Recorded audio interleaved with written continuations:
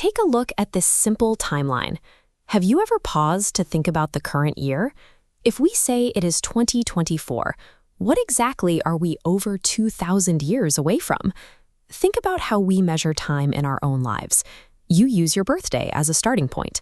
To know when you started kindergarten, you just count forward 5 years from that day. When historians try to study the past, they run into a problem. Everyone needs to agree on a single starting line so we don't get confused.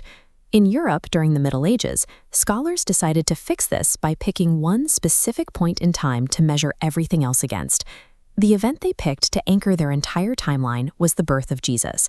So whenever we write down the current year on a document, all we are really doing is stating the math. We're writing down exactly how many years have passed since that one specific chosen event. Before we go any further, we need to clear up a very common point of confusion. A lot of people see the letters AD next to a year and assume it stands for after death.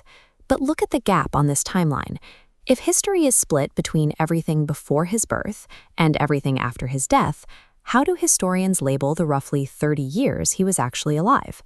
The truth is, AD actually stands for the Latin phrase Anno Domini.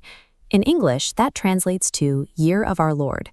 Because AD simply counts forward from his birth, those 30 years are perfectly accounted for. As an example, the Colosseum in Rome was built about 80 years after that starting point, so we call that year AD 80.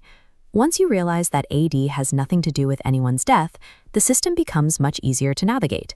It just means counting forward. To understand the other half of history, we can use the same number line you'd find in a math classroom. Our starting point sits right in the middle, splitting time in two directions. We call everything to the left of that point BC, which stands for before Christ. These dates act exactly like negative numbers. The further left you go, moving backward into the ancient past, the larger the numbers get. This can create what looks like a timeline paradox. Take Julius Caesar.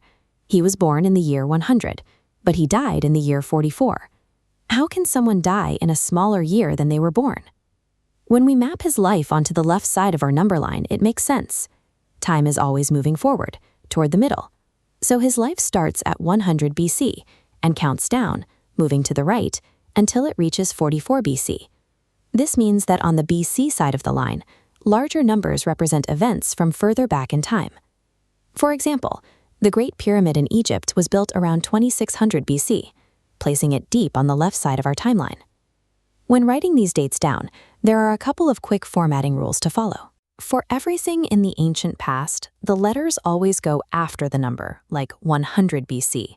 But for the AD side of the timeline, the letters traditionally go in front, like AD 80.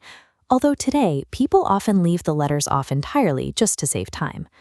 Now, let's look closely at the exact spot where the BC era ends and the AD era begins. This chart shows a detail that often surprises people. There is absolutely no year zero. The timeline jumps directly from 1 BC to AD 1. Keeping that missing zero in mind, along with where to place your letters, will prevent the most common structural mistakes people make when studying history. Recently, scholars around the world recognized that the global community relies on a shared calendar, but not everyone shares the same religious traditions. To make the timeline work for everyone, they introduced a non-religious alternative. Instead of using BC, you will now frequently see the letters BCE, which stands for Before Common Era. And instead of AD, they use CE, which stands for Common Era. The grammar for these updated labels is easy to remember. Whether you are using BCE or CE, the letters are always placed directly after the number. While the labels changed, the timeline didn't move. Every date anchors to the exact same starting point. An event 10 years prior can be called 10 BC or 10 BCE. It points to the exact same moment. So no matter which alphabet soup you find in a textbook, you don't need to learn a new system. They are all just different paint jobs for the exact same number line of history.